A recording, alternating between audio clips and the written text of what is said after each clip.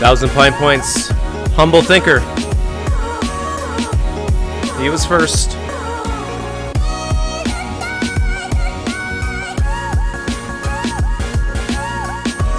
But the first shall be last.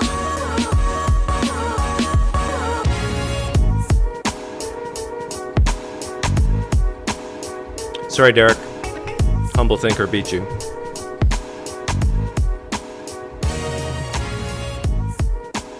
I was feeling a little nostalgic tonight, so I wanted to watch William Lane Craig versus Christopher Hitchens, and I thought, hey, why not watch it together?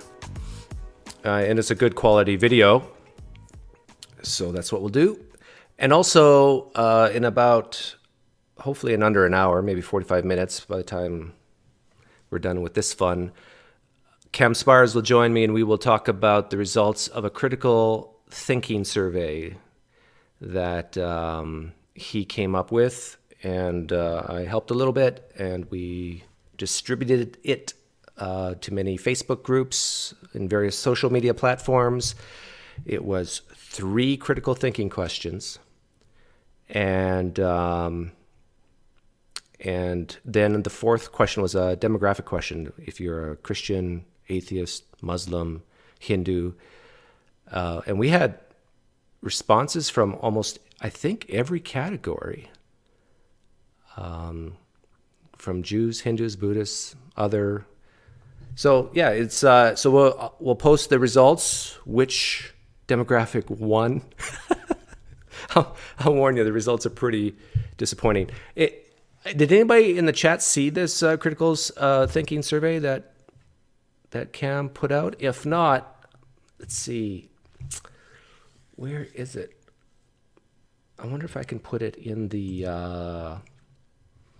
Because maybe you want to take it, and if you think you're smart, you can take this test, and if you don't do well, then I've provided you a way to keep humble. Let's see here if I can find it. Actually, you know what? We'll wait until... because I don't want you to spend the whole time. I want you to listen to Hitchens and William Lane Craig here. So how are you guys doing tonight? John Marcus, good to see you here.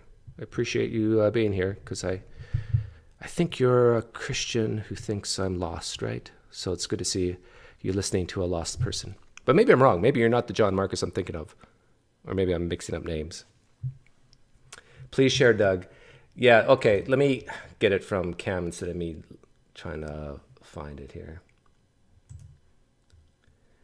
And then I'll post it. What I'll do is I'll put it in the, I think I can do this on the fly. I'll put it in the description box.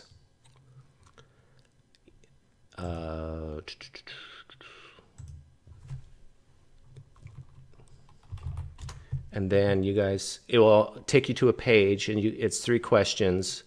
I think some of you can finish it in 60 seconds. Some of you might take 10 minutes, I don't know. Cam, can you link me the survey, the actual questions? Again, por favor. Okay, since Cam does that, I will put it in the description box. Or maybe I can put it right in the live stream chat, since I am the owner of this channel. You are a Christian, but you're in the middle. Oh, what does that mean, John Marcus? What does that mean, you're in the middle? Are you a lukewarm, fence-sitting Christian that Yahweh wants to spit out? How was my birthday? My birthday was good. Remember a long time ago, I asked for blue headphones, and I got them. However, they were the wrong ones. And it's my fault, because I said to my wife I wanted wireless, but then I forgot my desktop doesn't have Bluetooth, and I don't want to have to download it and all that. I'm just going to get wires. I actually prefer wires when it comes to computers. Oh, good. So Cam put the link in there. So click on that link. And while you are taking that test, I'm going to listen to Christopher Hitchens and William Lane Craig.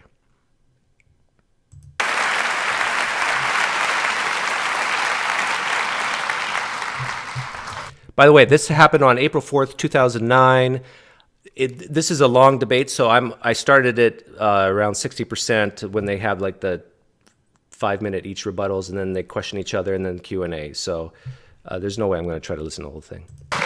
I think it's you'll correct me if I'm wrong, it's Tertullian, isn't it, who says something like, it's variously translated, credo quia absurdum, that the very improbability of the thing, the very unlikelihood of it, the unlikelihood that anyone would fabricate such a thing, for example, that a Jew could be brought to believe something so extraordinary, is testimony to its truth. I'm sure there can't be anyone who doesn't think that's a little too easy, a little too facile. I myself, for example, have followed the career of a woman known vulgarly in the media as Mother Teresa, an Albanian named Agnes Bujashu, a Catholic fanatic operating in the greater Calcutta area. And I watched every stage of her career as a candidate for, and then the recipient of, beatification and shortly canonization. The canonization will require, and as the Vatican demands, the attestation of a miracle performed by her posthumous intercession. And the miracle's already been announced. A woman in Bengal, fortunately already a devout Catholic, by pressing a medal of Mother Teresa to her stomach, made a tumor go away, or so she says. All the witnesses to this have since recanted. All the doctors have given a much better explanation of how she was cured, of the swelling and the growth and what the medicines were and so forth, but they're still stuck with it. They have to go ahead with this process because, which will lead to countless untold suffering in India, because it will appear to license the bogus charlatanry of shaman medicine and intercessory medicine rather than the real thing. All of this will have to be gone through, this awful display, in the name. This actually relates to the critical thinking survey that Cam did, because as Hitchens is describing is, what is more likely, that Mother Teresa did these miracles or that there's another explanation? And it could be true that these miracles actually happened. But what kind of evidence would you need to overcome that improbability? And this is what these critical thinking questions get at, and why people like me and Cam, for example, think the evidence for the resurrection of Jesus is far, far from being even close to being sufficient to be believed. In the name of faith. And I just happen to have watched it at every stage, and I can tell you, it's depressingly easy to get a religious rumor started. You can count on an enormous amount of pre-existing credulity among illiterate, frightened, ill-educated populations. There isn't a literate, written down, properly attested witness of any real sort in the Gospels. This is a huge point, and this is a challenge I've issued to Christians many times, and they don't like it. And the challenge is, name one person who identifies himself in the first person, takes a pen, and writes, "I saw the risen Jesus." And in the New Testament, if you're a Christian listening, believe it or not, there's only one person who actually takes a pen, writes in the first person themselves, and says, "Hey, I saw Jesus risen from the dead, that he appeared to me." And that is Paul. And Paul even admits this is through visions. Everything he knows about Jesus is through visions and revelation. The Gospels don't count as any first-person eyewitness testimony. Now, Christians can say blah, blah, blah, blah, blah, but that's not how they did it back then. But the fact still remains, what I said is true. 1 Peter is probably the closest you'll get, but even then, Peter, if he wrote 1 Peter, says that he was a witness to the sufferings of Christ, but he actually doesn't say that he witnessed the bodily resurrection of Jesus. It is, and you may as well admit it and stick to it because it's what you're good at. It involves an act of faith. Second, on the matter of my moral question, yes, it's true that Doug Wilson said that tithing was something I couldn't do, but then, I'm not moving the goalposts here, I don't think I'd regard giving all my money to the new St. Andrew's Church as a moral act. The only challenge that I've had so far that I really couldn't get out of, I should share it with you, was I was told, well, you couldn't do this. You couldn't say, "Father, forgive them, for they know not what they do." No, but nor could you, as people of faith. You wouldn't dare. It would be blasphemy for you to do it. There's only one person who can do that even on your account. So with respect, ladies and gentlemen, I think both my challenges stand. It hasn't been shown that I couldn't be a moral person despite my unbelief, and it has certainly not been demonstrated that unbelief will guarantee you against, the belief will, I'll say it again, that unbelief will ensure you against wickedness. You mentioned things like apartheid and Nazism. Well, let me just run it by you. Partly this often comes up because people say, what about the crimes and wickednesses of... By the way, if you're taking the survey, feel free. But I just let you know, I think we're almost to 1,000 results, 1,000 people taking the survey. So we're just under. So if you can, hey, thank you very much, Diane. I really appreciate the donation. Appreciate the fact you're from Canada, my home country. If everybody in here watching, if they haven't, and if they take the critical surveys, it's linked up. So you might have to scroll up to find the link. Maybe we can get to 1,000 tonight. Of the secular world, the apartheid system in South Africa was actually a creation of the Dutch Reformed Church. It was justified theologically as the giving of a promised land to one Christian religious tribe, in which everyone else was supposed to be hewers of wood and drawers of water. It wasn't until the Dutch Reformed Church, under pressure, agreed to drop their racist preachments of many years that the apartheid system could be dismantled. The dictatorship in Greece in 1967 to 74 was proclaimed by the Greek Orthodox Church as a Greece for Christian Greeks. The Russian Orthodox Church at present, maybe this is one of the churches you don't recognize as Christian, I don't know, but it's currently become the bodyguard of the Vladimir Putin dictatorship in Russia. They are now producing, the Russian Orthodox Church, actual icons with halos around them of Joseph Stalin for distribution to extreme Russian nationalists and chauvinists for whom the church has become the spiritual sword and buckler. In Nazi Germany, prayers were said every year on the Führer's birthday by order of the churches for his survival and well-being.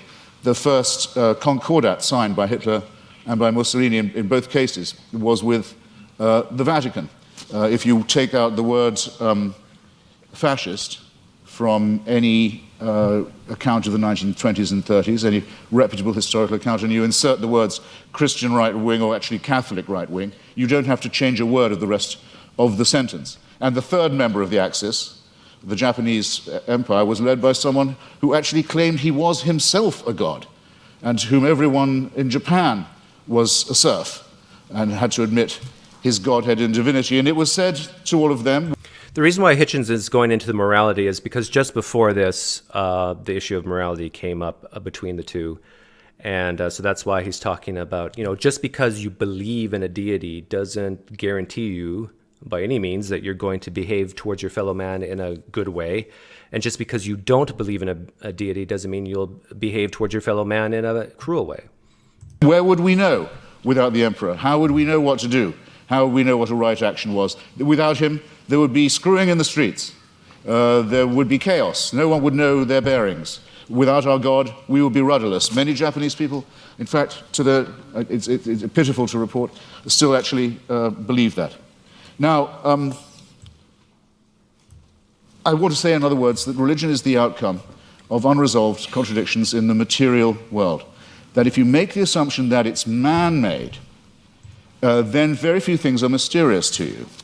If you make the assumption that religion is man-made, then you would know why, it would be obvious to you why, there are so many religions. When you make the assumption that it's man-made, you will understand why it is that religion has been such a disappointment to our species, that despite innumerable revivals, innumerable attempts again to preach the truth, innumerable attempts to convert the heathen, innumerable attempts to send missionaries all around the world, that the same problems remain with us, that nothing is resolved by this, that if all religions died out. I've noticed a lot of people are talking about their favorite Hitchens debates. I like this one because I think it is a great example of how to handle a person who I think a lot of people believe is refined and well-read and philosophically adept. How you handle a person like William Lane Craig. And Hitchens does it beautifully here, and you'll see it coming up. Or all were admitted to be false, instead of, as all believers will tell you, only some of them are false. In other words, we're faced with the preposterous proposition that religion are either all of them true, or none of them true, or only one exclusive preachment is true. And none of these seem to me coherent, and all of these seem to be the outcome of a man-made cult. Assume that all of them were discredited at the same time, all of our problems would be exactly what they are now. How do we live with one another? Where indeed do morals and ethics come from? What are our duties to one another? How shall we build the just city? How shall we practice love? How shall we deal with the baser, what Darwin called the lowly stamp of our original origins, which comes not from a pact with the devil or an original sin, but from our evolution as well? All these questions, ladies and gentlemen, would remain exactly the same. Emancipate yourself from the idea of a celestial dictatorship, and you've taken the first step to becoming free. Thank you.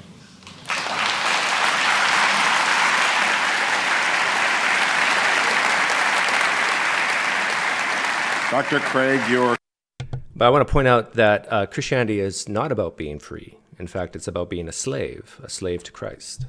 Closing argument, 5 minutes.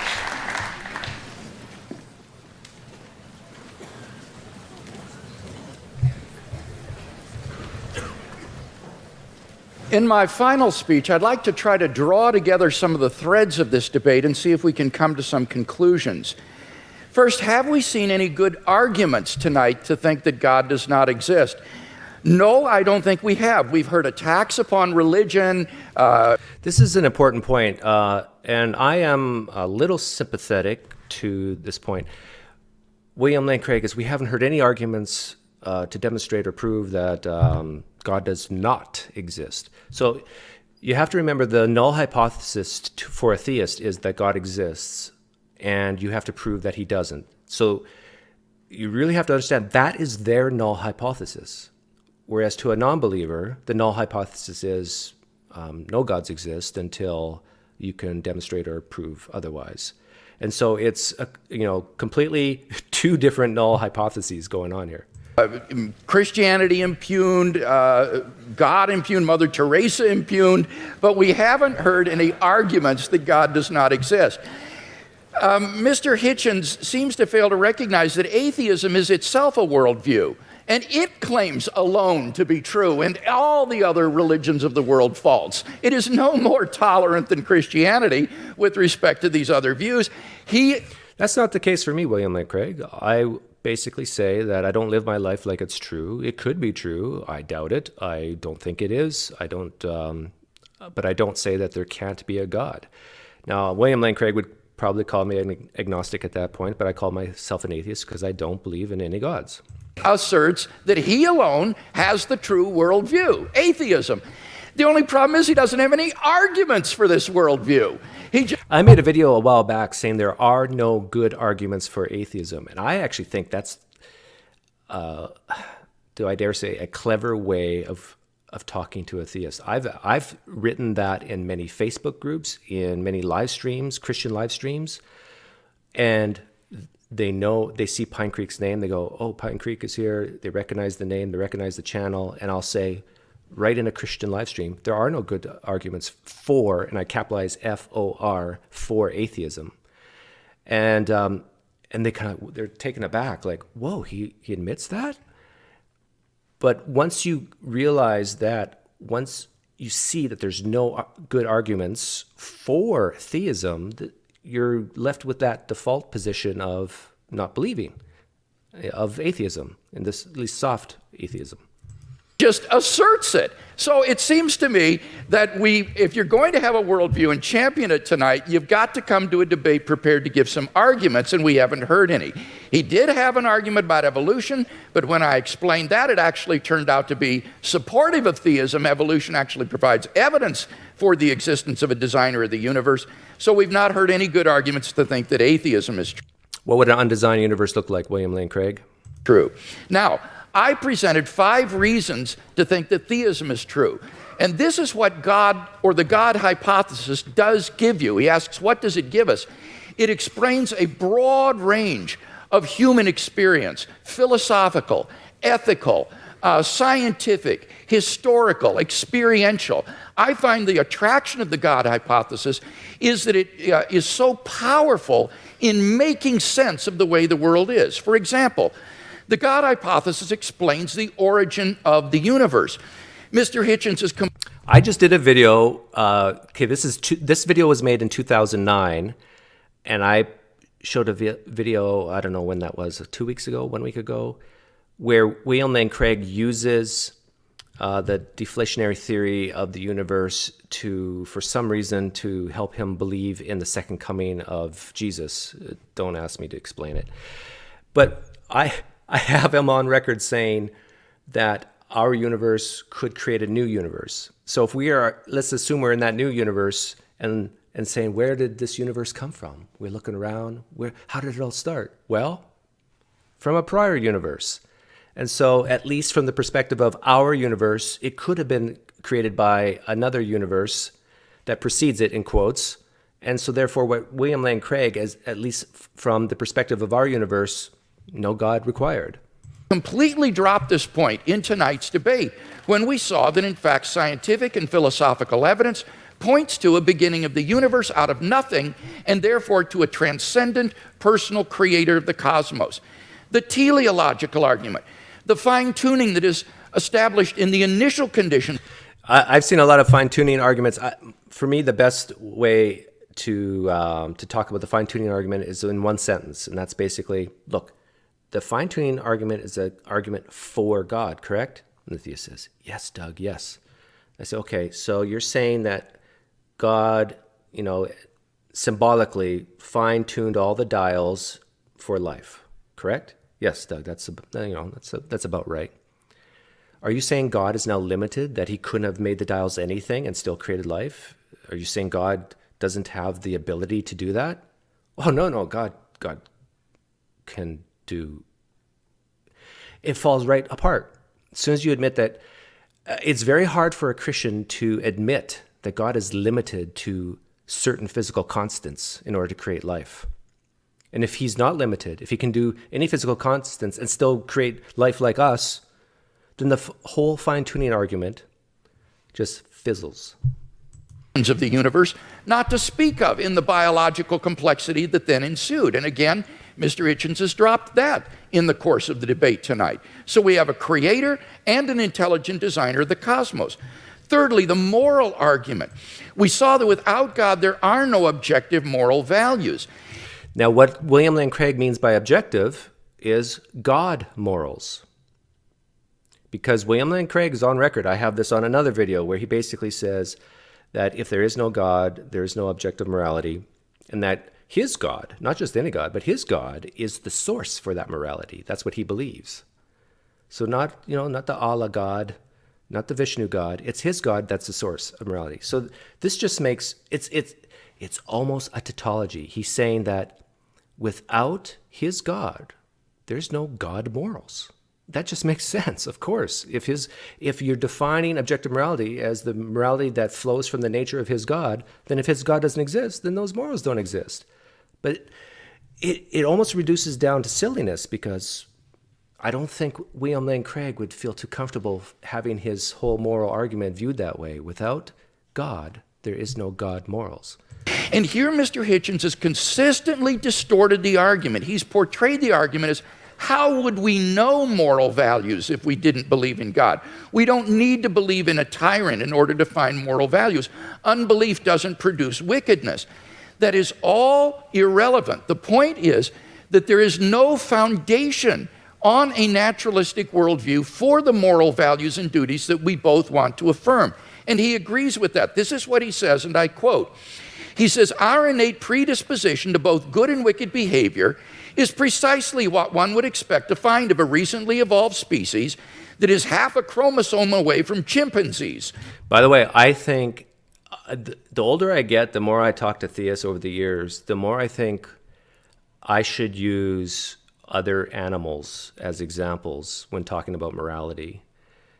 Because you will see, I think there's people even listening to this right now who have dogs, pet dogs, who feel guilt Like you talk to them harshly when they just rip up your rug, and you can see them sheepishly crawl. Like animals can feel, in quotes, guilt. They can, what we would call help, care for other dogs and even humans. Chimpanzees and elephants and other higher mammals, they can do what at least looks like empathy and love and caring. What if we humans are the same way, Christians? What if we just exhibit the same behaviors as these other animals, and we just, because of our vocal cords, we verbalize it as love, empathy, and all these things? Primate and elephant and even pig societies show considerable evidence of care for others, parent-child bonding, solidarity in the face of danger, and so on. As Darwin put it, any animal whatever endowed with well-marked social instincts would inevitably acquire a moral sense or conscience as soon as its intellectual powers had become as well developed as in man. That is the It's too bad that William Lane Craig is losing his voice here. It's kind of hard to listen to. Biological explanation of morality. The problem is that moral sense that develops in pig societies, chimpanzees, baboons, and Homo sapiens is illusory on atheism, because there are no objective moral duties or values that we have to fulfill, and that's what the theist... This is one thing I don't figure out. I can't figure out. Just because a God commands something, that still doesn't get you to the ought position. Like, why ought one obey God? Like, from a Christian perspective, the only thing they can say at that point is, well, it's because you ought to by definition, because he's the creator. They can say, for any answer they give, you can just say, so what? So what if he created everything? Like, if you can imagine that an evil God, would you obey that one? No, Doug. But if that's unrealistic hypothetical. You cannot get to an ought even with a creator deity who commands things. And then the second best answer they can give, I guess, besides by definition you ought to do it, is, well, he can roast you forever in eternal damnation, and that's really painful, Doug. That's probably actually the better answer. Can offer Mr. Hitchens. And so I want to invite Mr. Hitchens to think about becoming a Christian tonight.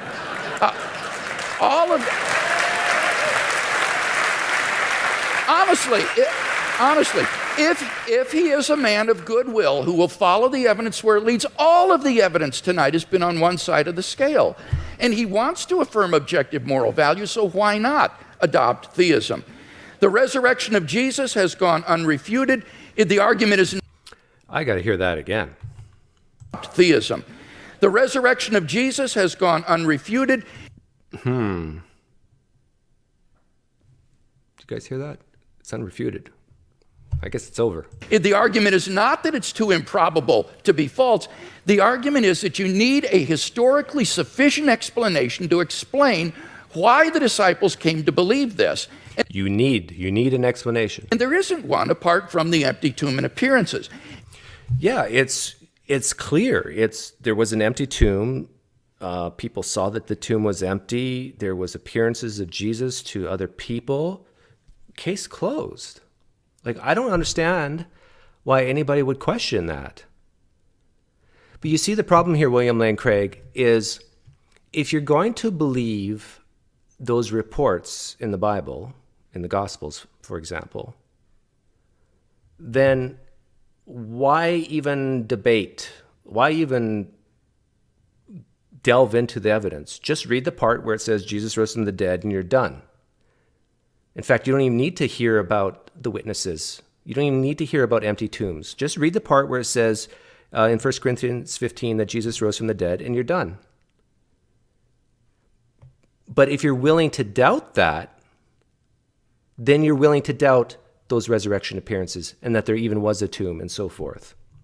I think this is something a lot of Christians don't get, that if you're going to believe every claim in the Bible, every claim in the Gospels, then really you don't even need to talk about any of this evidence in the first place, if you're just going to accept all of it as true.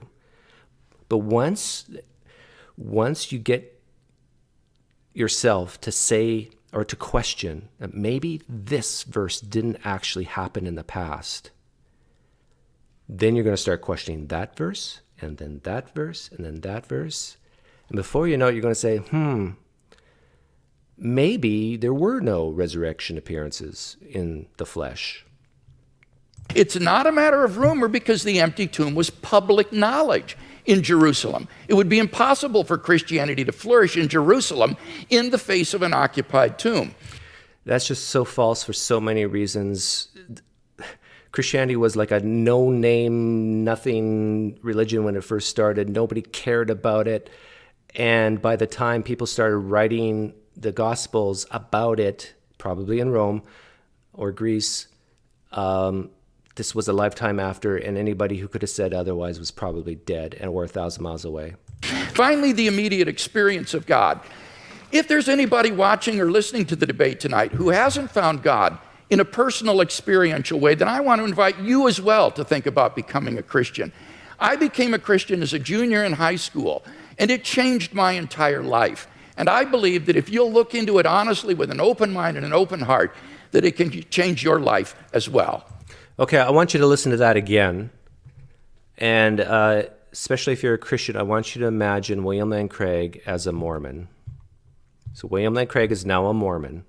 Watching or listening to the debate tonight who hasn't found God in a personal, experiential way, then I want to invite you as well to think about becoming a Christian. I became a Christian as a junior in high school, and it changed my entire life. And I believe that if you'll look into it honestly with an open mind and an open heart, that it can change your life as well. An open mind and an open heart, it will change your life as well. Hey, thank you, DB Cisco. Penance for being late. You're forgiven, my son. Go in peace. I just did a Catholic thing. I don't know why. Mormons say the exact same thing. If you only pray to God, if you have an open mind, open heart, you'll see the Book of Mormon as being true. And so William Lane Craig, throughout this whole debate, talks about all the evidence and quotes for the resurrection and for God. But at the end, he did this for a reason. His last statement, his bottom line is, I want you to become a Christian. Just please have an open mind, open heart. If you haven't, he mentioned his personal experience. If you haven't had an experience of Jesus, just have an open mind, open heart. And I hope you come to see this as true. Because this is how he became a Christian. This is how William Lane Craig became a Christian. It was through that existential angst that there has to be more to life than just living and then dying and that's it. And that really bothered him. And so that got him on the trail to Christianity.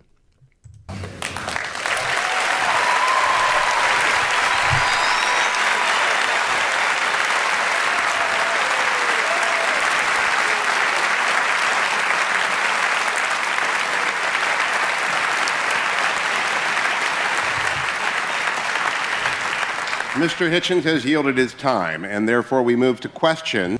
That was a brilliant move, actually, that that Hitchens yielded his time here.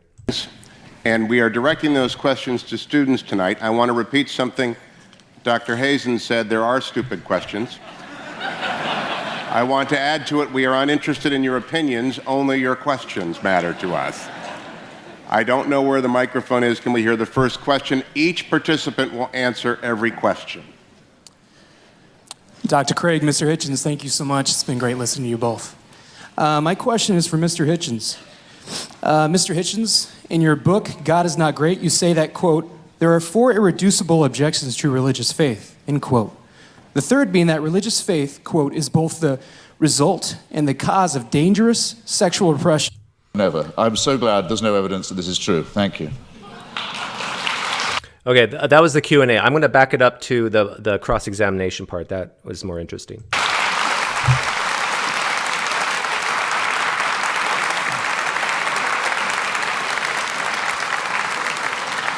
We now enter the period of cross-examination, which trial-like allows the questioner to pose and the answer only to answer and not to repeat the question or to dodge.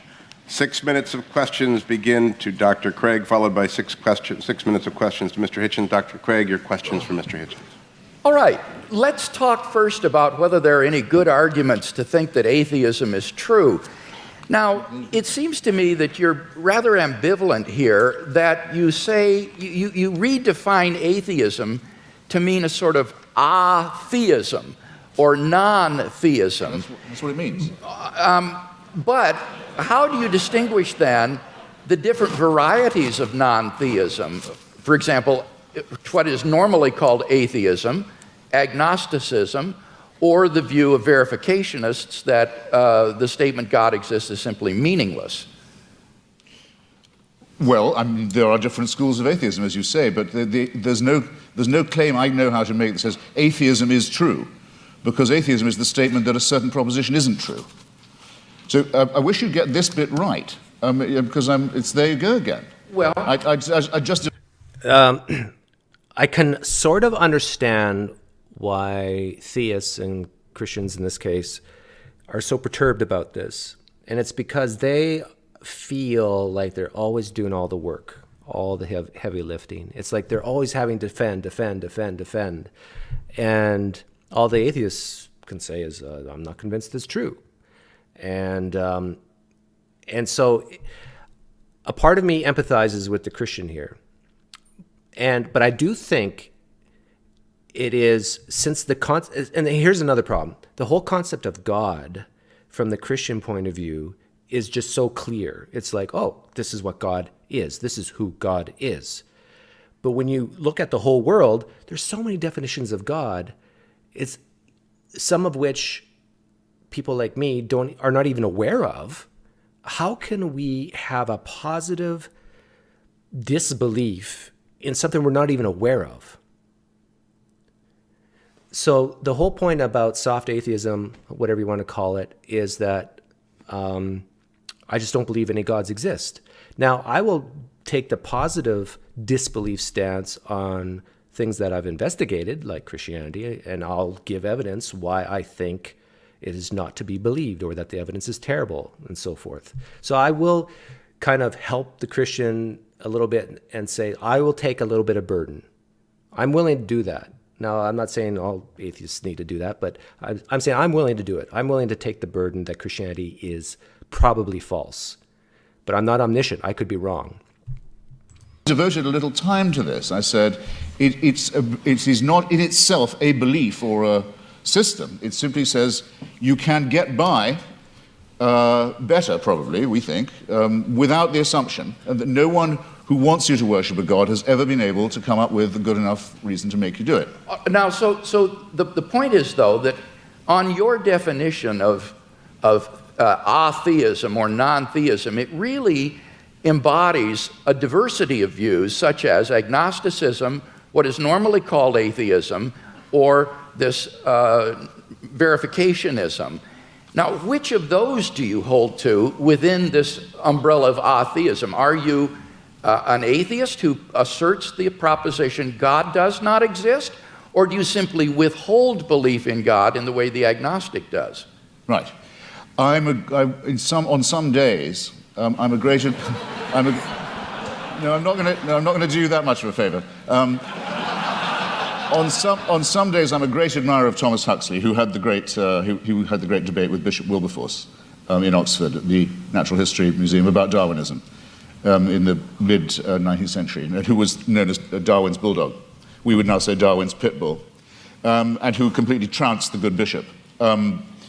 But I can't thank him for inventing the term agnostic. And I can't thank him for some of his social Darwinist positions either, some of which are rather unattractive. I need an answer to this. My time is fleeting. But because I think agnosticism is evasive. To me, yes, if you talk about the power of the Holy Spirit and so forth, to me, that is meaningless. It's to me, I'm sorry, I've tried. It's white noise. It's like saying there is only one God and Allah is his messenger. It's gibberish to me. There are many of us, I'm sorry, there are just many of us of whom this is the case. It may be true, it is true. Okay, Mr. Hitchens, I got to press you here again because time is leaving. Feel free. What is your view exactly? Press away. Do you affirm God does not exist, or do you simply withhold belief? I think once I have said that I've never seen any persuasive evidence for the existence of something, and I've made real attempts to study the evidence presented and the arguments presented, that I will go as far as to say, have the nerve to say, that it does not therefore exist, except in the minds of its, except in the Henry Jamesian subjective sense that you say of it being so real to some people in their own minds. All right, yeah, that that's it counts as a force in the world, yes. Okay, so you do affirm then that God does not exist. Now, what I want to know, and do you have any justification for that? I think I've come unwired in some horrible way. You're fine. Are you sure? Do you have any arguments leading to the conclusion that God does not exist? Well, I would rather. I think I'm wondering if I'm boring anybody now. I would rather say. I'd rather state it in reverse and say I find all the arguments in favor to be fallacious or unconvincing. And I'd have to add that though this isn't my reason for not believing in it, that I would be very depressed if it was true. But that's a quite different thing. I don't say of atheism that it's at all morally superior. That would be very risky. I wouldn't admit that it was at all morally inferior either, but we can at least be acquitted on the charge of wishful thinking. I wonder if that's the case. Would you agree that the absence of evidence is not evidence of absence? Well, I'm not sure that I would agree. Yeah, I wouldn't agree either. That is, you hear, I don't know why, it's mostly Christians who say that the absence of evidence is not evidence of absence. In cases where you expect to see evidence and you don't, of course that's evidence. Popular example is a claim, there's a dead man in my trunk. That's a truth claim, right? There's either a dead man in my trunk or there isn't. So what evidence would you expect to see if you wanted to investigate that claim? That there'd be a dead man in my trunk. So we go to my trunk, we open it up, no dead man. That's evidence of absence, and pretty strong evidence that the claim is false. Okay. Let's turn to the moral argument and talk about that a little bit. I think you've misunderstood the moral argument. Given the stakes, Doctor, given the stakes, you're not saying, we're not talking about unicorns or tooth fairies or leprechauns here. We're talking about an authority that would give other human beings the right to tell me what to do in the name of God. So for a claim like that, if there's no evidence for it, it seems to me not a small question. No, it's certainly not a small question. Because you're making a very, very, very large claim. Your evidence had better be absolutely magnificent, it seems to me. And it's the lack of This is the key point, and why I'm linking this video in with Cam's critical thinking survey. It's such an amazing claim that your evidence has to overcome it in order to be believed, to be sufficient, at least in my epistemology and Cam's. magnificence, I think, that began to strike me first. One final question, Doctor. Okay, well, let's go to the moral argument. It seems to me there that you've misunderstood the argument in that we're looking for an objective foundation for the moral values and duties that we both, I think, want to affirm. It's not a matter of whether or not we can know what is right and wrong, or that we need God to tell us what is right and wrong. It's rather that we need to have some sort of an objective foundation for right and wrong. Wouldn't you agree, on your view, it's simply the sociobiological spin-offs of the evolutionary process, and that therefore these do not provide any sort of objective foundation for moral values and duties? That could be true, yes. That could well be true. Yeah, I don't want to be too much of a reductionist, but it's entirely possible that it is purely... Yeah, and my advice is, if you're talking to a person like William Lane Craig, you say, yeah, you're exactly right. If there is no God, there's no God morals. Because remember, people like William Lane Craig believe that the only source for objective morality is his God. He doesn't think you can get objective morality from Vishnu. No way does he believe that it's only from the outflowing of his God's nature. So, of course, that's just science, that if his God doesn't exist, there is no God morals. Evolutionary and functional. One wants to think that there's a bit more to one's love for the fellow creature than that. But it doesn't add one iota of weight or moral gravity to the argument to say, but that's because I don't believe in a supernatural being. It's a non sequitur. Mr. Hitchens, your questions for Dr. Craig. Well, I'd like to know first. Okay, now what Hitchens does here is priceless. Because remember, Dr. William Lane Craig, sophisticated, well-read philosophically, knows all the arguments for God. And watch how Hitchens handles that. Because, and I must admit that I've used the same strategy because it kind of, well, you'll see. First, you said that the career of Jesus of Nazareth involved a ministry of miracles and exorcisms. When you say exorcism, do you mean that you believe in devils too? What I meant there was that most historians agree that Jesus of Nazareth practiced miracle working and he practiced exorcisms. I'm not committing myself, nor are historians committing themselves to the reality of demons, but they are saying that Jesus did practice exorcism. And now, notice he said historians are not committing themselves to the existence of demons, which also means, I think, that historians don't commit themselves to the existence of angels, or that historians don't commit themselves to the existence of any spiritual beings. he practiced healing. So you believe that Jesus of Nazareth caused devils to leave the body of a madman and go into a flock of pigs that hurled themselves down the Gadarene slopes into the sea? Do I believe that's historical? Yes. Right. That would be source. He believes that it's historical, even though he just said that historians can't, by the historical method say that this happened. He believes that demons came out of a person and went into a flock of pigs. The well-read, philosophically minded William Lane Craig. Sorry, wouldn't it, though?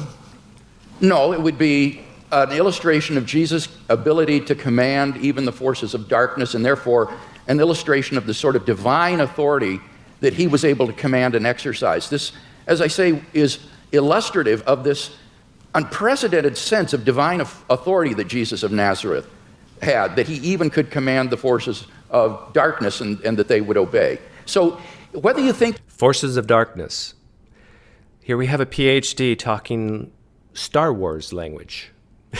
he was a genuine exorcist or that he merely believed himself to be an exorcist, what is historically undeniable is that he had this radical sense of divine authority, which he expressed by miracle working and exorcisms. Right. And you believe he was born of a virgin? Yes, I believe that as a Christian. I couldn't claim to prove that historically. That's not part of my case tonight. You can't prove the virginity of Mary, William Lane Craig, but you can prove the resurrection? Is that what you're saying? Is that what I'm hearing? But I as a Christian, I believe that. And I know you believe in the resurrection, but... Yes, and for that I think that we have good evidence. As a matter of biblical... Hitchens talked over William Lane Craig there, but what he said was important. I'm going to see if I can hear it. In the resurrection, but... Yes, and for that I think that we have good evidence. As a matter of biblical... Oh, you notice he said that I think has better evidence. I'm not sure if he said the word better, but he's saying, William Lane Craig is saying, I cannot demonstrate historically about the virgin birth, but the resurrection I can. I find that very interesting. Biblical, what shall we call it, consistency. It's said in one of the Gospels that at the time of the crucifixion, all the graves of Jerusalem were opened, and all the tenants of the graves walked the streets and greeted their old friends. It makes the resurrection sound rather a commonplace in the greater Jerusalem area. That's in the Gospel of Matthew, and that's actually attached to a crucifixion narrative. That's what it said. It says at the time of the crucifixion. Yes, that's right. At the time of the crucifixion, it says that there were appearances of Old Testament saints in Jerusalem at the time. This is part of Matthew's description of the crucifixion scene. Do you believe that? I don't know whether Matthew intends this to be apocalyptic imagery or whether he means this to be taken literally. I've not studied it in any depth, and I'm open-minded about it. You haven't studied this in any depth, but yet you've studied the resurrection in depth? That's interesting, William Lane Craig. Think about what William Lane Craig's saying here. He's saying this could be some type of imagery, that the tombs were opened and the dead came out of their graves. But he doesn't stop to consider that maybe the bodily resurrection is some type of imagery, some type of story, to give some maybe moral message or religious message of some sort.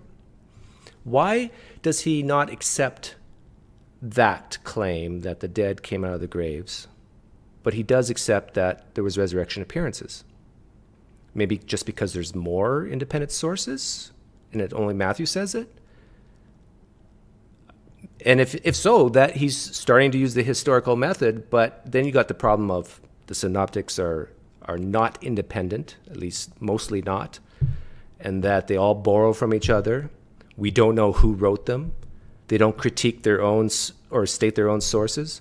Like the whole, if he's going to go down the historical method road, he has to be prepared for smart historians to say, look, we have very low confidence that any of this is true. There's only a few key things that New Testament historians agree on.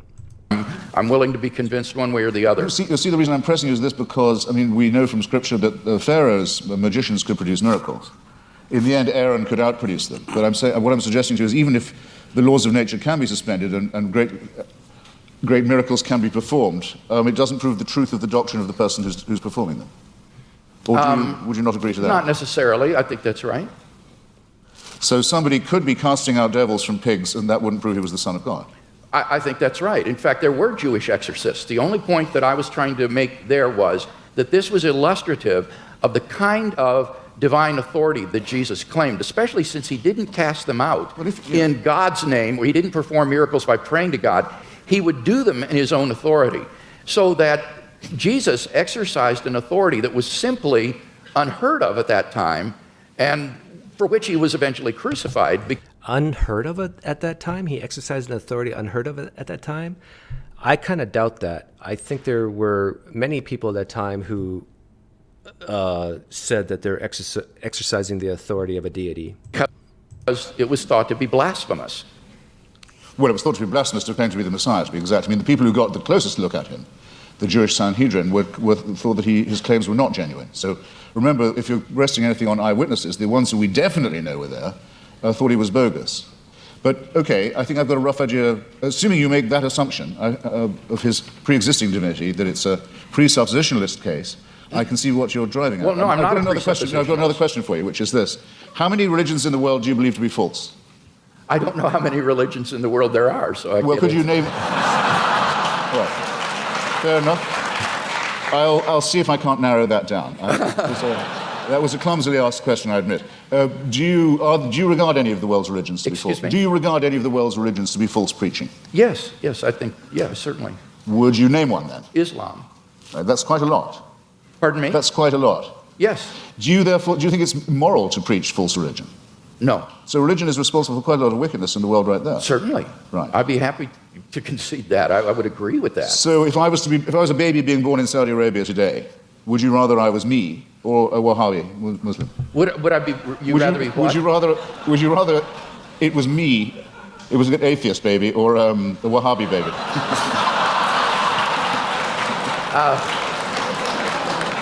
I don't have any preference as to whether you would. Pretty good. As bad as that. Okay. William Lane Craig just admitted that preaching a false religion is an evil, immoral thing to do, yet he won't take a stand that he would rather have someone be born into an atheist family versus a Muslim family. Because the atheist is not preaching a false religion, are they? Are there any? I've only got a few seconds. It's a serious question. I shouldn't squander it. Are there any Christian denominations you regard as false? Certainly. Could I know what they are? I'm not a Calvinist. Notice Hitchens asks, is there any Christian religions that he deems as false? And he answers Calvinism. You regard as false? Certainly. Could I know what they are? I'm not a Calvinist.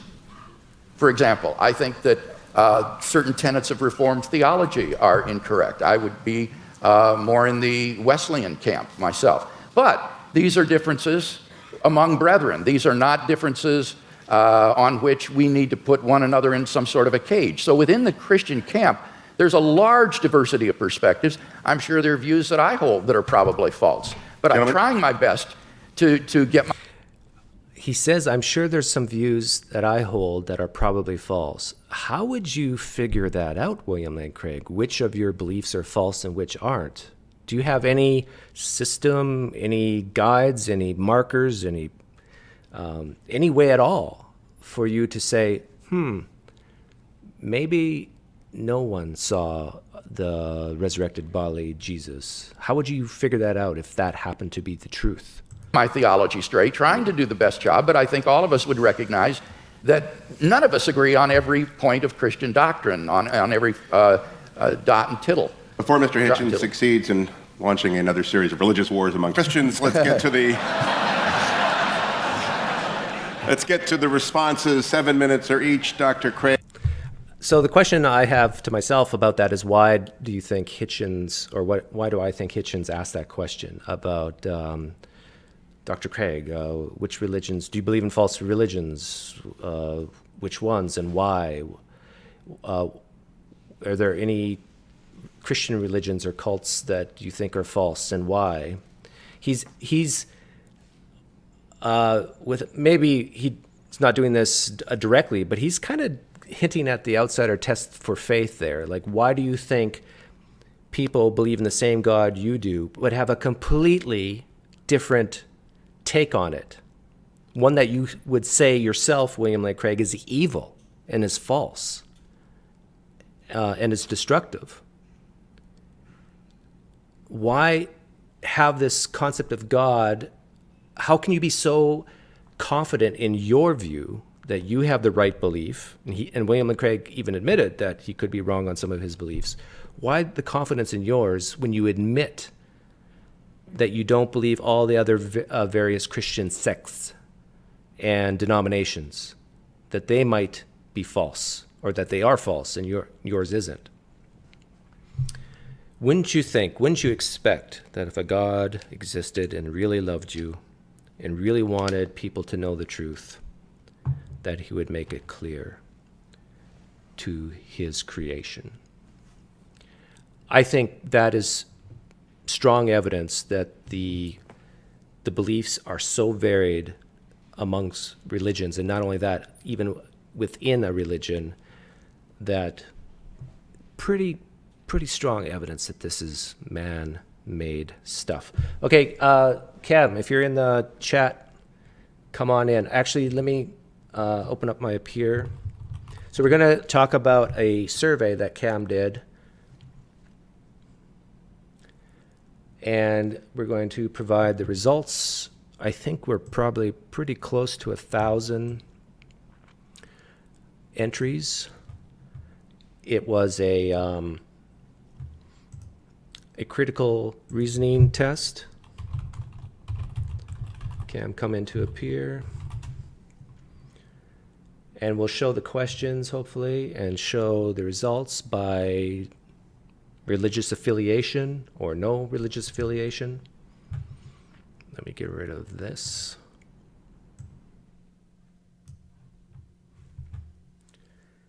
And Hunter Bailey, welcome. PineCreek, you're one of my favorite. One of your favorite Christians is here. Oh, is that you, Hunter Bailey? Are you my favorite Christian? Hunter Bailey, what did you think of my comments about William Lane Craig? Did any of it resonate with you? Make sense? Here comes Cam. How you doing, Cam? You're live. You're muted now. And all right. How are you? I would say I'm an 8. Oh, I'm a 7. 8 out of 7? No, 8 out of 10. No, I'm a 7 out of 10. You're a 7, I'm an 8. All right, so we're doing this? We're doing this. Okay, give me the link in Facebook so I can put a screen share on here or something. All right. Actually, first, give me the link to the test questions. I think I have it here. Yeah, let's do that first.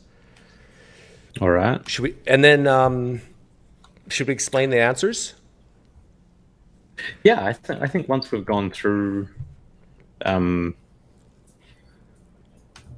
yeah, let's talk about the answers before we talk about the results, maybe. Okay. So what I'll do is I am going to show what the questions are. And how many do you know how many people took the test while I was live streaming? It looks like maybe 30-something people. Oh, so did we get over 1,000? No, we didn't. We must be close though, right? 960. Oh. Okay. Let's see. I want to see your lovely face. So let me... What kind of background have you given on it? Well, why don't you give background, and if you repeat some of the things I said, that's okay, because there's probably a lot of people who came in late. So it started really as something more out of interest. These questions are not novel. They're questions that get asked in most logic textbooks, as well as some of the research on psychology, in particular cognitive biases. So the questions aren't original to me in their structure, but at least I did come up with the particular formulation that you see in the quiz. And what they're getting at is the two different things. One is logical reasoning, and the other is probabilistic reasoning. And there's a few little, like, small little lessons in there that are somewhat debatable by people. And I've had a number of people argue with me over whether or not the answers are what the answers are, but I can defend it pretty well, and so I'm happy to if anybody wants to challenge it. Well, like you said, these questions are pretty standard and found in other textbooks, and so if your wording is too ambiguous, then a lot of the wording in textbooks is in books is ambiguous as well. Then, yeah, that's right. But I witnessed some of that stuff, people pushing back. And I think the whole thing is, it's that I don't want to be wrong. So it can't be my mistake. It must be the test giver's mistake. Yeah, at least one person, it felt like that was really what was going on with their objections. But fortunately, most people really enjoyed it. I got a lot of positive feedback. I got a lot of people saying how much fun they had doing it. One person even said that they were doing it with their partner and that they had so much fun that they asked me to make more of these things. And I've been talking with a person who actually teaches critical thinking at a university in Japan, and he is interested at some point in time, I won't mention his name, but at some point in time developing a more extensive quiz. What I liked about this one is because it was only 3 questions, it had I think it was more fun. It was over quickly and you got the feedback quickly. It wasn't onerous, it wasn't difficult with your time. Did you have any practical problems with the collection of the data? So initially, when I first published the quiz and started collecting responses, I had a particular feature in Google Forms turned off. And this feature is to limit responses to 1 per person.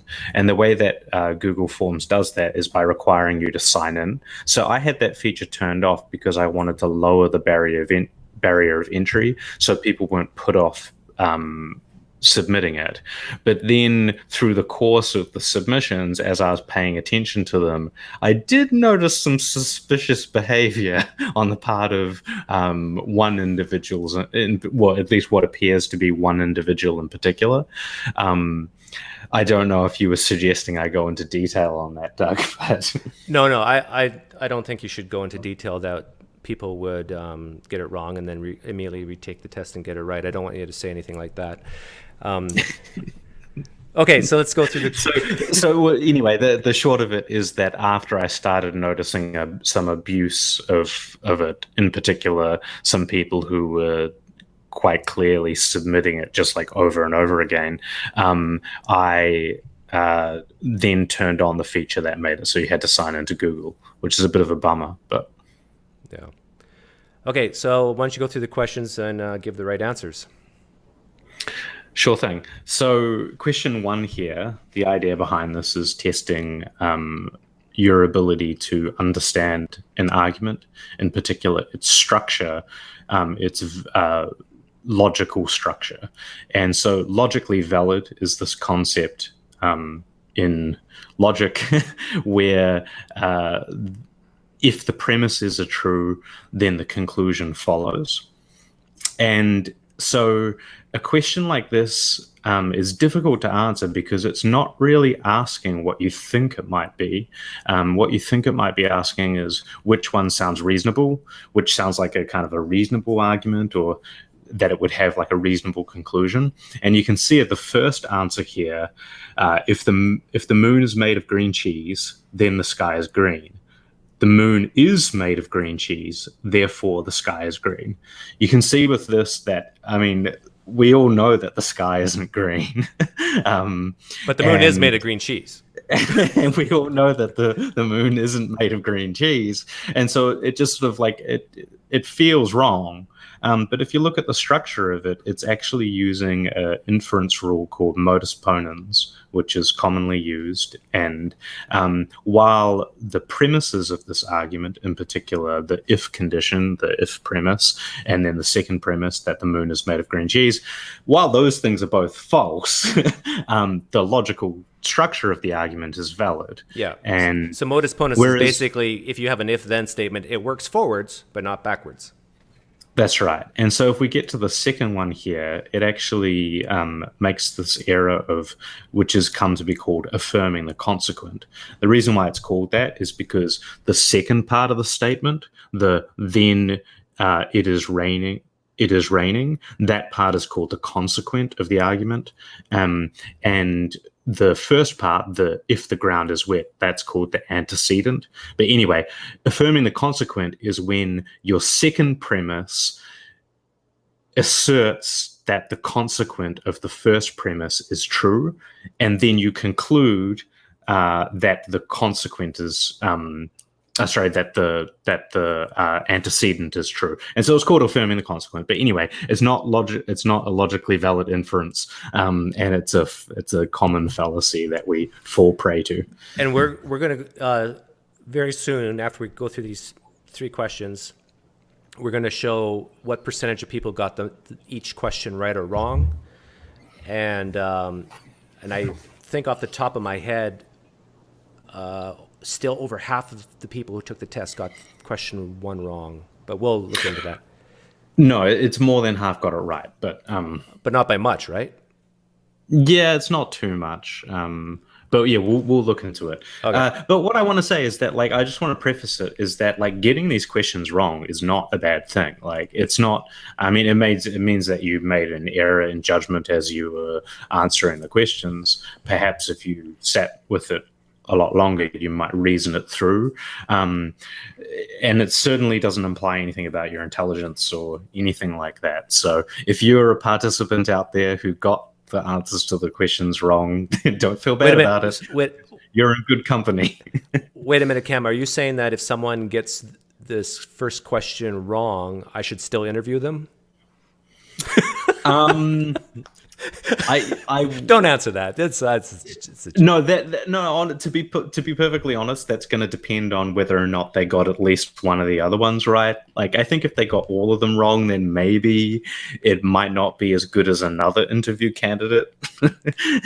But if you had an option between 2 people, one person who got this first question right and one person who got this first question wrong, I would probably choose the person who got it right. Actually, if you're a Christian listening right now, either live or in the replay sometime in the future, if you got all 3 right, and you call yourself a born-again evangelical Christian, or any type of Christian for that matter, email me, please. And just by you getting 4 out of 4, it's more likely I'll interview you. Or 3 out of 3, sorry. Question number 2. Yeah. Just in terms of the scoring, the third question, I assigned 2 points instead of 1 point. But anyway, yeah. So question 2. Which of the following is more probable? At least one God exists and our Earth is approximately spherical, or at least one God exists. And the results in this one we'll get into a bit later. It was pretty mixed. The idea behind this question is testing people's tendency to be bad at performing conjunction, what's called conjunction, in probabilities. So it's important to note that the question is not asking which of these is more reasonable. It's not asking, well, it's kind of asking that, but it's not asking which of these statements is true. It's asking like which one is more probable. And there's this interesting things about probabilities where when you take, if we start with a simple case of independent probabilities, when you have two statements and you're assigning a probability to each statement individually, when you try to figure out what the probability of both of those statements being true, there's a particular rule in probability theory that says that you should multiply the probabilities together. And so, say, for example, you go, Doug. I'm teaching my daughter, who's 15, a lot of these things. And there's a little mnemonic device. Mnemonic? Mnemonic. Is it M or N? I don't know. It's got both letters in it. I think. Anyhow, a little trick to use. And the trick is if you have a sentence that contains the word and, A-N-D, you multiply, because it spells the word am, A-M. But if it has the word or in the claim or in the sentence, then you add the probabilities, because O and A doesn't spell anything, but A and M go together because it spells the word am. So anyhow, when you have and, multiply, or add. Okay, so there's a little trick. Although we'll get into how it's not quite that simple, but but for my 15-year-old, it works. Yeah. So if we assume, for the sake of argument, that the two statements in this first one are both independent of one another, that is, at least one God existing, that statement being true doesn't affect whether or not the Earth is spherical or approximately spherical, then simply you multiply the probabilities together. But what's really interesting is that whenever you multiply these probabilities together, if they're less than one, or if any one of them is less than one, or in particular, if the Earth being approximately spherical has a probability of less than one, then always it's going to be the case that that one, when combined together, has a lower probability, because when you multiply something by a number that is less than one, it always goes down. So if you multiply 0.5 by 1, then it always goes down towards, 0.5 by any number lower than 1, then it always goes down. And so is that clear enough, Doug? You're muted. Yeah, I think it's clear. So basically, the more ands, the more layers you add on to a claim, the least likely it's going to be if they're independent events or claims. So yeah, looking at it in full, you would say that the probability that at least one God exists has to be more than the compound or conjunction of at least one God exists and our Earth is spherical.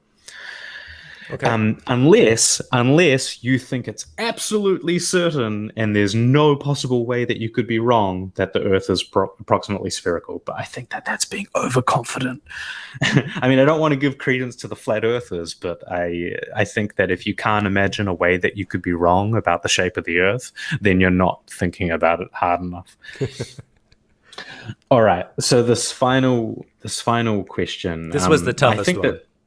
I think that this is the toughest one, and the stats really bear this out. So the background of it is quite important, and each individual statement here is conveying very key information about the problem. So the first premise, or the first statement, is that you have a population of chess subjects, and 1% of them have cancer. And we're not talking about what type of cancer it is or anything like that. It's just, we're just broadly talking about cancer. And then the second statement here, it tells you that if you're a person in the population that does have cancer and you're tested, you will always get a positive test result as opposed to a negative test result.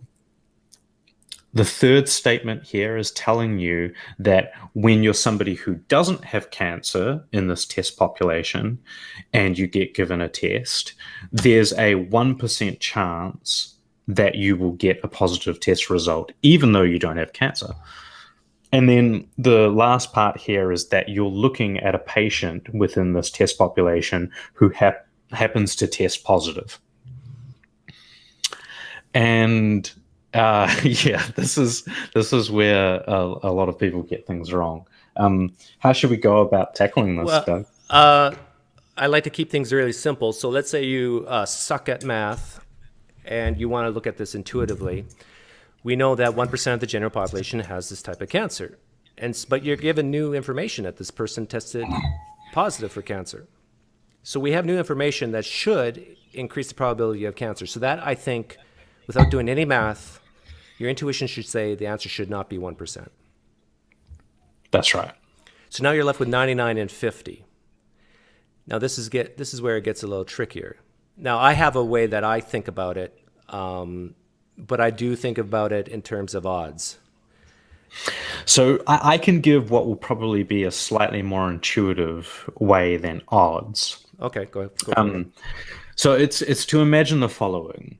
Imagine that there's a room, and in that room are 10,000 people. Okay? Mm-hmm. And of those 10,000 people, 100 of them have cancer, right? Because that's 1%. Yep. Did I do the math correct? Yeah, but what should we just say 100 people instead of 1,000? Or No. It works out better if it's 10,000. So 10,000 people. 10,000 or 1,000? No, 10,000. Yeah, 100 people. You're right. Yeah. And so there's this 100 people within this population of 10,000 in a room that have cancer. And that means that there's 9,900 that don't, right? Right. Okay. So everybody is given a test. Imagine, just hypothetically, everybody's given a test. This cancer test. This cancer test. And what's going to happen is that every one of those 100 people who got the test, what's their result going to be? It's going to be that they tested positive for that cancer because they That's have right, that cancer. But also that's what the problem state is, that there's no false false negatives or false negatives. That confuses people. Just say anybody who has cancer, which is 100 of them, will test positive. They always test positive. They always test positive. Yeah. But of the other group, the 9,900,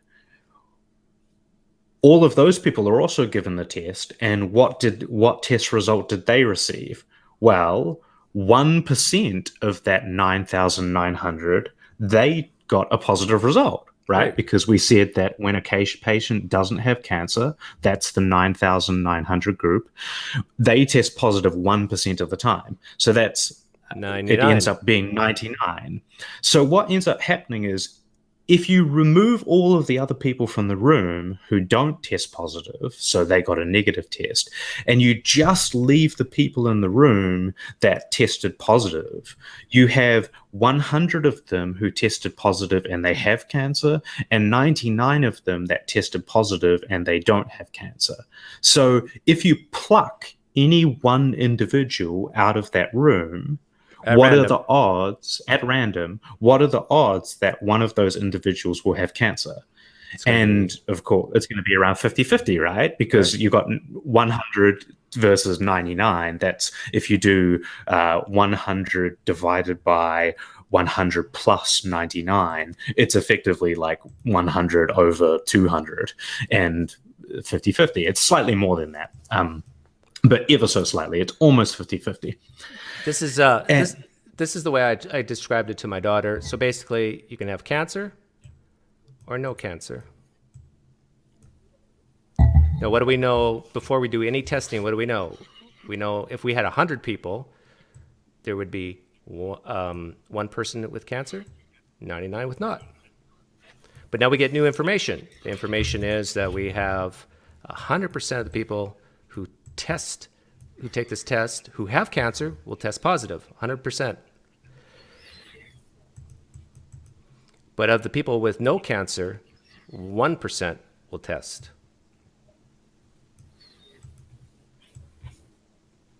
I shouldn't do it that. No, it's 1%. All you have to do is multiply these two things. 1 times 100 is 100. 99 times 1 is 99. So imagine this as people. 100 people have cancer, 99 don't. So what's the odds someone will have test positive and have cancer? Well, it's going to be 100 divided by all the people. 199, 100 plus 99. I don't know if that helps people, but which is roughly 50%. So when I actually saw this problem that you gave, this is exactly how I did it. Because I don't trust my intuitions. Well, so I think that there's like a really easy way to figure it out in your head that's pretty similar to this. You take the one number, 100%, and then you divide it by the other number, which is 1%, which the way that you would do that is you would go 1 divided by 0, 1 divided by 0.01. And that gives you this thing called a likelihood ratio. And then all you do is convert the initial probability into odds form and then multiply the likelihood ratio by the left-hand side. And that gives you your posterior odds. And like, I'm not saying it's easier, I'm not saying it's easier because it's less intuitive. Like, you're not thinking through like a way in which this problem is being played out in real life, but it's mathematically easy to perform that calculation. Okay, send me the link to the spreadsheet. Okay. Or just I prefer the spreadsheet. Yeah. But what I wanted to talk about here before going on to the results is that what you can see in this question is that the final probability depends very sensitively on those initial inputs. So, for example, if it were the case that in the population only 0.001% of people had cancer, that is like 0.001, it's like 1 in 10,000, or sorry, 1 in 10,000 or 1 in 100,000, something like that. If the odds were that low, then you can see that from this test, it's not really going to raise your probability to a very high level. So even though somebody tests positive, because of the fact that there's this false positive rate of 1%, when you multiply that 1% by the population that doesn't have cancer, it still ends up being a really, really large number of people who test positive but don't actually have cancer. And this is like a critical part of thinking about the way the world works. And it really relates to when you're assessing claims that are really improbable.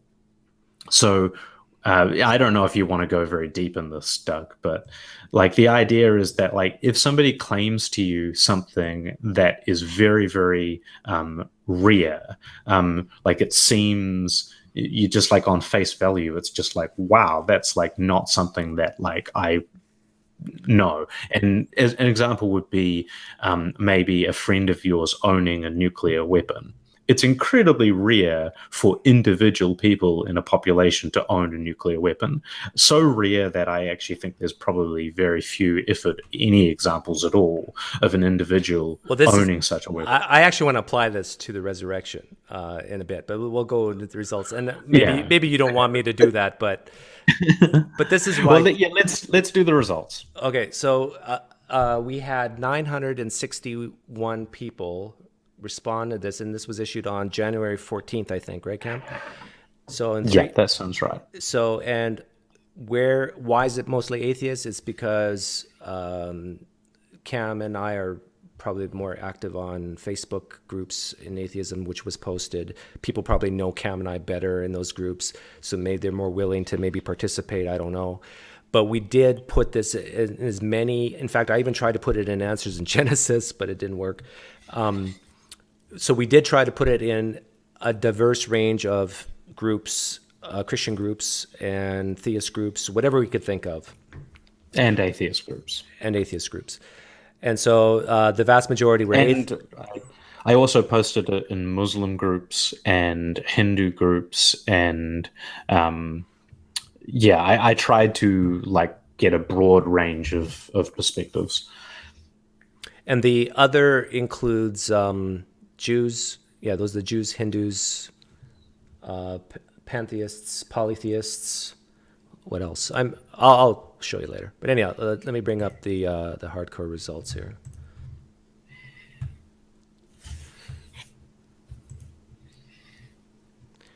Should we let people predict what they? No. Did you have any predictions? What would happen for the results? I mean, it would be wrong for me to say because I didn't tell anybody ahead of time, but I did think that there would be differences based on the demographics, but I didn't think that they would be very strong. Well, my prediction was that everybody would do poorly. I thought that too. So the research of folks like Daniel Kahneman and Tversky and all of the other people involved in the psychological research of heuristics and biases, they provide a lot of background information that demonstrates that the following few things are common problems in reasoning, which were being tested in this particular case. One of them is the ability to understand logical validity and arguments, logical syllogisms.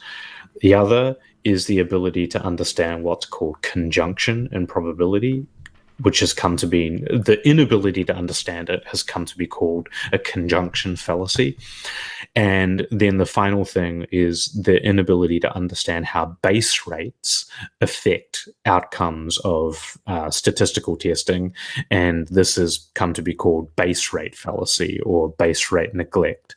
And all of those three things have been studied extensively in the psychological literature. So going into this, we had a pretty good background knowledge suggesting that a lot of people were going to get these things wrong because they just do.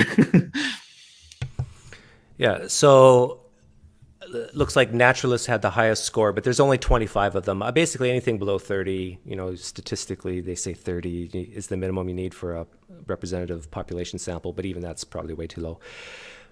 So naturalists got, on average, 3 out of the 4 questions right. Remember, there's only 3 questions, but the last question was so difficult, we scored it as worth 2. So out of 4, naturalists averaged 3. Second place was the atheists, 2.06. Then we have Christians, 1.9. Muslims got 1.68. So other was 1.77 and prefer not to answer was the same. So, and those are both above Muslim. But like Doug said, if you're seeing here these totals, we're getting there's almost no way to tell anything about a population from asking 2 pantheists to answer. So it's almost no point in even sharing it, but. So what this number of 1.55 is basically the average of each category. But since so many categories had very few responses, I took the weighted average here, which is 1.97, which is a failing grade. So out of 961 people, on average, people failed. Question number 1. So I would just look at these numbers, the weighted average. Question number 1, 71% got right approximately, which is basically the one, if the moon is made of green cheese, then what is it? The sky is green. Then the sky is green. Yeah, the moon is made of green cheese, therefore the sky is green. That is that was the correct answer. Question 2 was God exists and the earth is a sphere, or God exists, which one is more probable, which is more likely? The correct answer was that just God exists. And just over half it's pretty close to just guessing that one. Yeah. But this one, only 34% got it right. Well, and something to note here, which I think is really important, is that the percent here, I think, is going to depend sensitively on the number of options available in the quiz.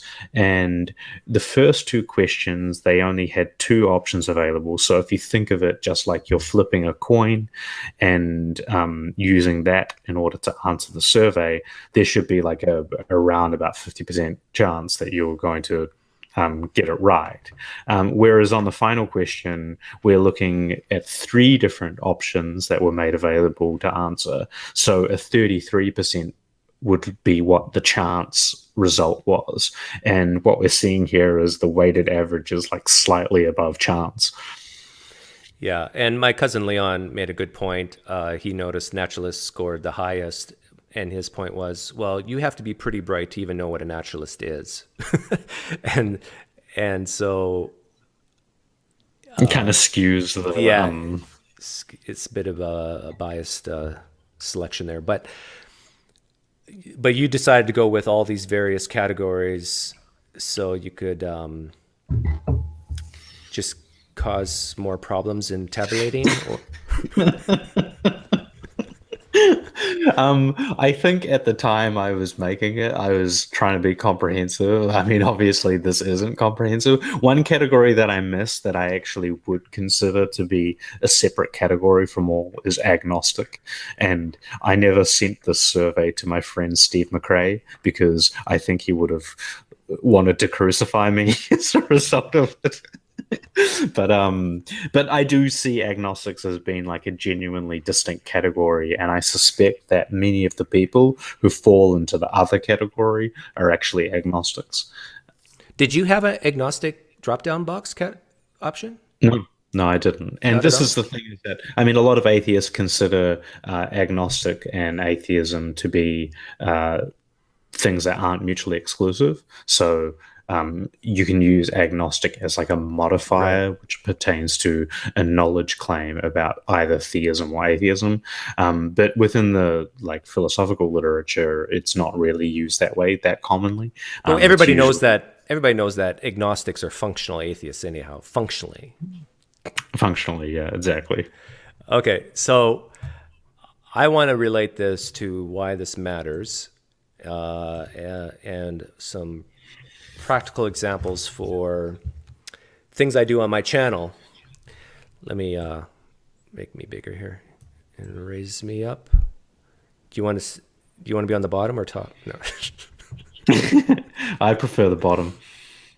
So, for example, when I'm talking to theists about the Kalam cosmological argument, and I hear them say, well, the God is the creator God who's the first cause, and then they start adding things like disembodied minds and omnipotent, omniscient, omnipresent, and outside of time. You notice how I'm using the word "and" over and over. This is similar to Cam's question about what's more probable, that a God exists or that a God exists and the earth is a sphere. Now, the Christian might say that these are dependent events, not independent events. But what do you think I'm right to say? Once you start layering on more and more claims, that the probability that this God exists overall decreases, does it not? Are you asking me? I mean, I think that, yeah, like when you have like a really complex theory that has lots of working parts, it does require, I think it does require that theory to have, I mean, I think it lowers your prior assessment of it being true, but importantly, it like raises the bar of the type of evidence that you need to be able to believe it. Oh, someone in the chat asked, can I group the data from theist to non-theist, or believers to non-believers? And I kind of already did that. And it was the average score of atheists or naturalists or non-believers was 2.5, and the average score of theists, Hindus, Islam, Muslims, Christian, Buddhist, polytheists was 1.44. Although that's difficult to, because it seems like the naturalist category is probably impacting that assessment quite a bit, because That's true. the naturalist was like way above it was almost a whole point above You're the right. other top score. You're right. It's not. That's not weighted average. But yeah. So getting back to how this could apply to some of my interviews. So things like the cosmological argument. Yeah, I think once you start layering on different attributes, different claims about the deity, the overall probability goes down. Like I've heard a lot of Christians say, well, Doug, even if it's 50-50, you shouldn't be so quick to say you don't believe that no God exists because it's 50-50, right? But it's deeper than that, because the claims that most people make, most, not all, but most people make claims about their God that are so convoluted and have so many and statements to their claims that not only do you have to believe this God is a creator God, but is outside of time, is part of his nature, and has a mind and is personal, that's part of his nature. And you got to keep stuffing things into the claim. Well, yeah, and I think that taking it off of such a metaphysical proposition as God's existing and moving it on to something a little bit more practical, like a question about history, what we do as humans, I think that we're quite a storytelling species, and we, I think, are more readily convinced by things presented to us in a storytelling narrative. We tell stories about ourselves, and we obviously tell stories about the past.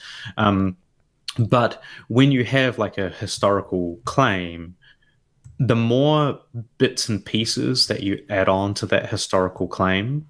So, for example, if we're looking at something in the Gospels and we're considering, Jesus, he not only did he, multiply loaves, but he also walked on water, and he also had a special transfiguration, and all of these extra details that we add on to it. It's important to notice how in the absence of strong evidence supporting those things independently, we actually see the probability of all of them being true and taken together going down. So for a biblical literalist who wants to maintain that everything in the Bible is true, it's important to note that you're actually really you're adopting a very high burden for yourself there on the basis of that. Okay, and this is, I agree with what you said there. But this is how I would apply question 3, which is the question of the cancer patients. And just like I had cancer or no cancer, we can go resurrection or no resurrection. And just like we had prior probabilities of what percentage of the general population has cancer, and in that case it was 1%, what percentage of people who die stay dead? It's pretty high, right? Or another question, which is, I think, very similar, is how often does God have the desire, assuming that God exists, how often does God have the desire to raise humans from the dead? At particular points in history. Okay, so let's say, assuming that God exists, if we look at the billions of people on the planet who have existed, let's be really generous and say our prior is that 1% of people actually resurrect, which is of course way too high, and 99% of people who die stay dead. Even God exists and could raise them, but 99% of the time God chooses not to raise them from the dead. Okay, now we can start looking at the evidence one by one. And so what's the biggest, strongest evidence that Christians say for the resurrection? They'll go to the minimal facts, which is like 4 pieces of evidence. But if we were to take one of them at a time, probably the No, they don't use the empty tomb I anymore. think the resurrection appearances are the things that they think are most important. Okay, so resurrection appearances. I mean, assuming we all agree that Jesus existed and that he died and was crucified and things.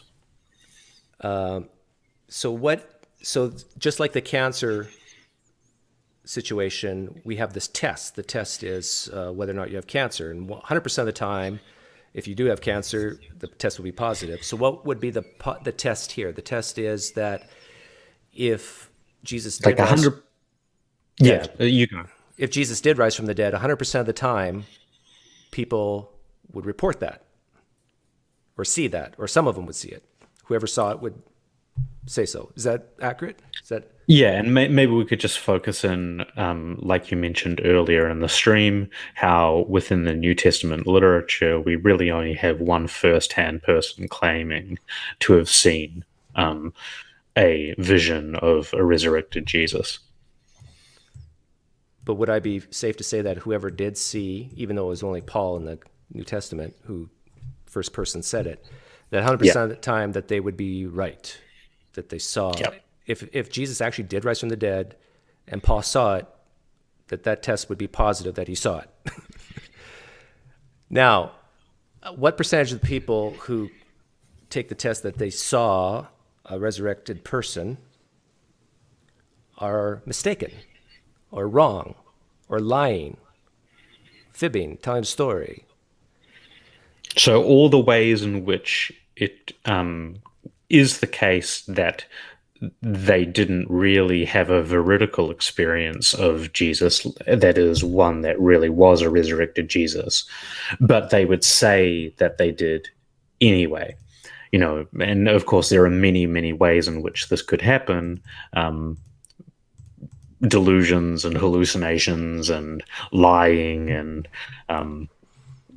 Right. So let's say out of all the people that have ever existed on the planet, what percentage of them who made the claim that they saw someone rise from the dead, what percentage of them were actually wrong for whatever reason? Hallucination, fibbing, lying, just mistaken, crazy, schizophrenic, delusional. Well, if we look into the literature on loved ones who have passed away, we actually find that it's quite common for people to claim to have seen a loved one after they died.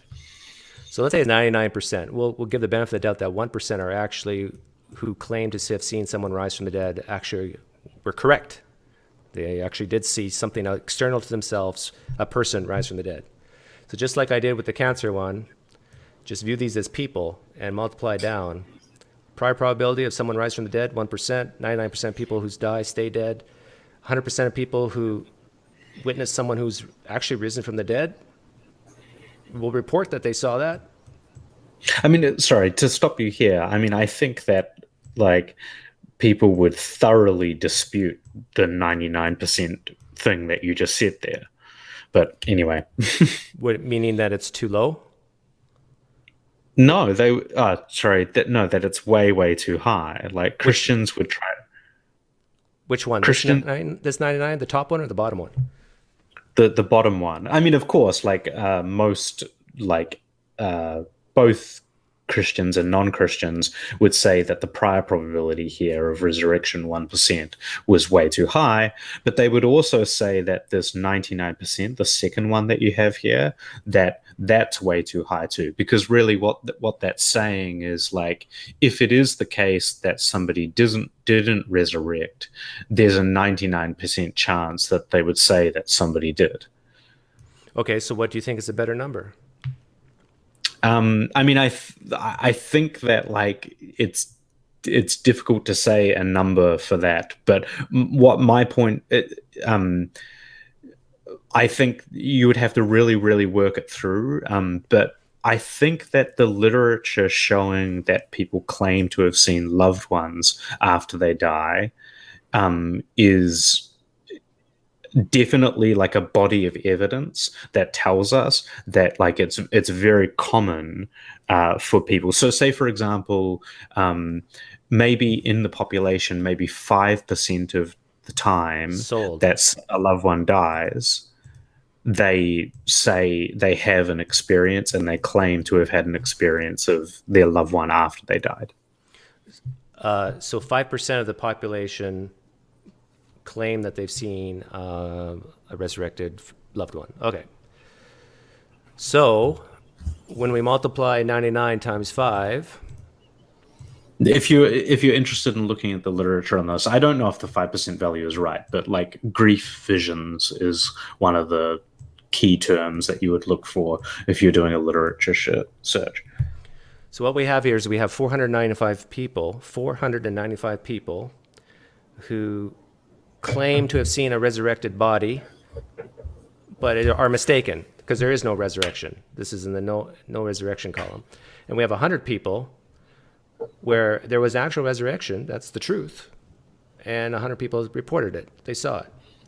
So even of these very generous numbers, the probability of a resurrection would be 100 over the total people, 595. I hope Tim McGrew is watching this.